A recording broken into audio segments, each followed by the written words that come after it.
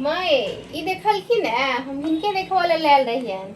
ई हमर बियाह में भैया के हमर न भैया के बियाह में ई देने छलखिन चुप रहो लबड़ी नहीं तन बियाह दुरागमन में देबे न केलकन आब कहै छै कहावत छै जे सैया कर जला भैया के नाम। आई माँ ई हर बात पर फकरे खाली हाँ तो फकरा छै कि सही आ गलत के फकरा हरेक पद पर छै।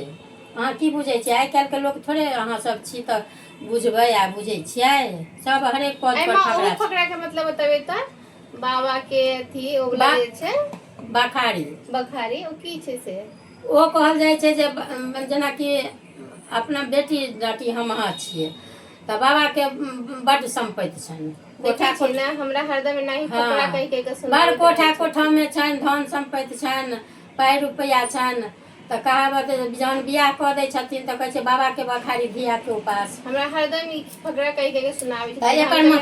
हुनको सबके सुना दियन कनी। एकर मतलब ई भेलै जे कि बाबा के बखारी में हमरा अहाँ के कोनो अधिकार नहीं। आब तब सरकार एहन नियम कऽ देलखिन है जे आब तऽ जतेक बेटा के अधिकार दै छै तते बेटियों के अधिकार बना देलखिन। माँ ई वीडियो तै दुआरे नहीं बना रहल छिन कि एतऽ बेटी नहीं छथिन घर में, हमर ननद नहीं छथिन। ननद नहीं छथिन तै दुआरे बनबै छी जे अहाँ अपन मायके से भाय बाप से अपन लेब हिस्सा बखरा। देख लिया ई सब अहाँ सब ले बता रहल छथिन।